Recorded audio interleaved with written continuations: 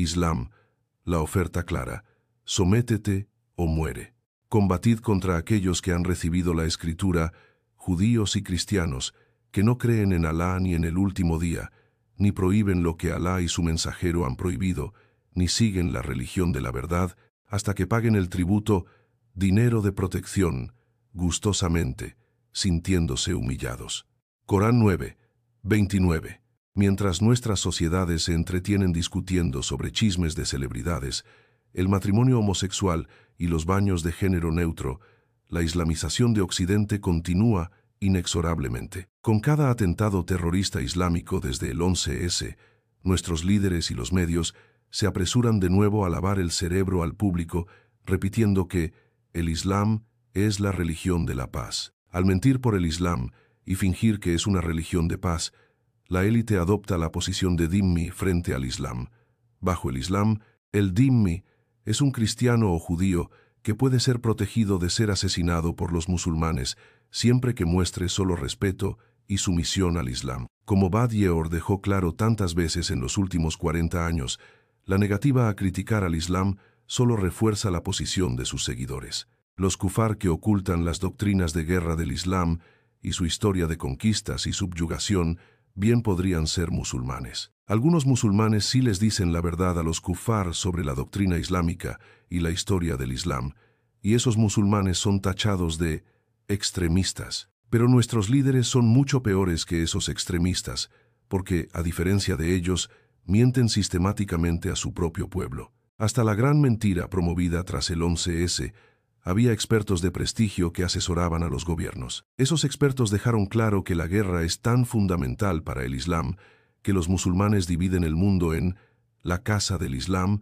y la casa de la guerra. El profesor Samuel Huntington, politólogo de renombre y asesor de un presidente estadounidense demócrata, explicó en 1996: los musulmanes han dividido tradicionalmente el mundo en Dar al-Islam y Dar al-Harb, la morada de la paz y la morada de la guerra. Hoy, horrorizados de que aquellas advertencias se estén cumpliendo, se presenta a Huntington como un pensador marginal, pero era de lo más mainstream. Ese mismo año, al inicio de una crónica popular sobre la historia del Islam, un profesor francés definía Dar al-Islam, tierras bajo dominio musulmán, frente al Dar al-Harb, las tierras de guerra.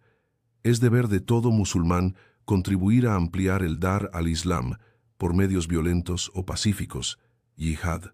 Estos son solo dos ejemplos al final de más de un siglo de publicaciones en inglés, francés y alemán que explicaban el Islam en los mismos términos usados por los extremistas musulmanes. Así, a ambos lados del Atlántico, apenas unos años antes de la gran mentira, la gente bien informada no tenía motivo para malinterpretar que el Islam es una ideología que se ve a sí misma como religión de guerra. Pero con el derrumbe de las Torres Gemelas, quedó claro que Occidente tenía una enorme vulnerabilidad debido a los musulmanes dentro de sus fronteras. En lugar de usar más de un siglo de conocimiento occidental sobre el Islam para educar al electorado, nuestra élite instruida perpetró la gran mentira. Además de Huntington, el prestigioso islamólogo Bernard Lewis advirtió que, dado que el Islam solo reconoce al único Dios del Islam, para los musulmanes solo puede haber un sistema político en la tierra, el Islam. Ya en los años 70, Lewis advertía a Occidente que era un error interpretar el Islam desde una perspectiva cristiana o secular. Recordaba que, mientras el cristianismo fue inicialmente ajeno y aún antagonista al Estado, en el Islam religión y gobierno fueron uno desde la vida misma de su fundador.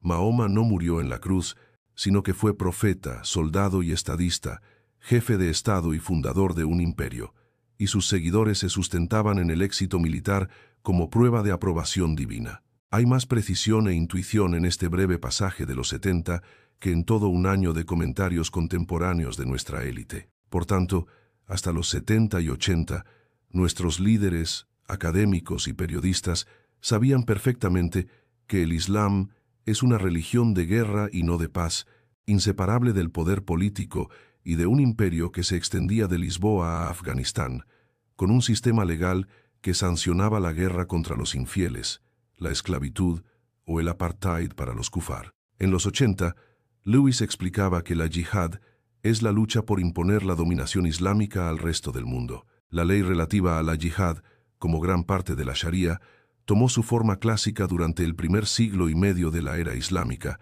cuando los ejércitos árabes avanzaban hacia Francia, Bizancio, China e India. En las décadas que precedieron al 11S, básicamente ningún individuo informado en Occidente podía creer que el Islam fuera una religión de paz. La única circunstancia que dificultaba la comprensión pública era la proliferación de traducciones del Corán en el orden tradicional, es decir, en un orden cifrado, lo que permitía a los aliados de la islamización engañar al público. Tras el 11S, se disparó la venta de Coranes en Occidente.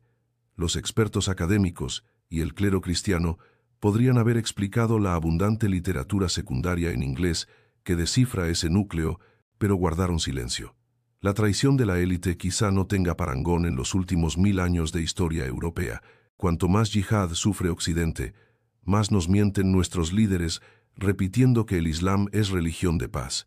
Cuanto más atacada nuestra civilización, más nuestros líderes se identifican con el enemigo. En 2002, cuando el político holandés Pim Fortuyn fue asesinado por un izquierdista kufar, quienes decían la verdad sobre el Islam temieron por su vida, ahora no solo ante musulmanes, sino también ante sus propios compatriotas.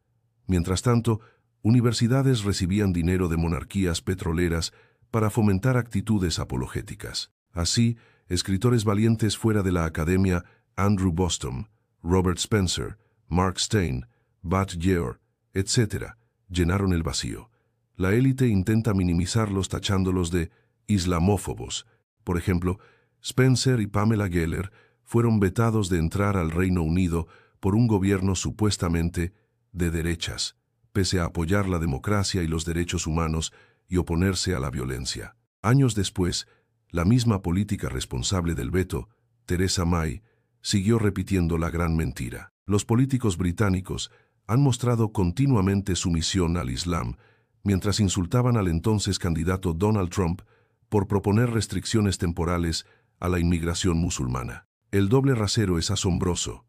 Se dedicaron 3 horas de debate parlamentario a si se debía prohibir la entrada de Trump al Reino Unido, más tiempo que en 3 décadas para debatir la violación sistemática de niñas inglesas por bandas musulmanas. En 2009 también se prohibió la entrada al diputado holandés Geert Wilders, invitado por un lord británico para proyectar su documental sobre la relación entre Islam y terrorismo. En años recientes, los únicos otros críticos han sido musulmanes apostatas que emigraron a Occidente. Ibn Warraq advirtió tras el caso Rushdie que el Islam divide a la humanidad en musulmanes y no musulmanes. Los segundos viven en el Dar al-Harb, destinado a pasar al dominio islámico por conversión o guerra. Pese a la claridad de sus advertencias, la prensa británica ignoró su obra. Durante la década posterior, miles murieron en atentados de yihadistas. Entre 2004 y 2008, otro ex musulmán, Patrick Sugdeo, volvió a explicar el vínculo entre yihad y la división mundo de Islam y mundo de guerra. Pero no importa cuántos mueran ni cuántos arriesguen su vida para advertirnos, la élite insiste en que el Islam es religión de paz. La voluntad de ceguera es tal que, si se busca la palabra Harb en el archivo de The Times, desde 1990 hasta 2010, apenas aparece en unos pocos artículos, siempre como si fuese una reliquia medieval irrelevante, pese a que la distinción Dar al-Islam, Dar al-Harb, permea todo el pensamiento islámico durante más de 1000 años y era aceptada por los académicos occidentales hasta los 90. Así, el grupo de élite ha hecho un esfuerzo sostenido para mantener al público engañado sobre la naturaleza del Islam. Hay un muro virtual entre la visión académica que mostraba al Islam como religión de guerra y la que transmiten periodistas, clero y políticos. Occidente se islamiza rápidamente desde el caso Rushdie. Autores y artistas están aterrorizados, sufrimos atentados y guerras costosas. No es casual que un periódico tan prestigioso como The Times no haya explicado en 20 años la clave ideológica que el Islam tiene respecto a nuestra civilización. ¿Cómo pudo la élite perpetrar la gran mentira de que el Islam es una religión de paz, cuando el propio Islam divide el mundo, de forma fundamental, entre musulmanes y aquellos contra quienes está en guerra permanente?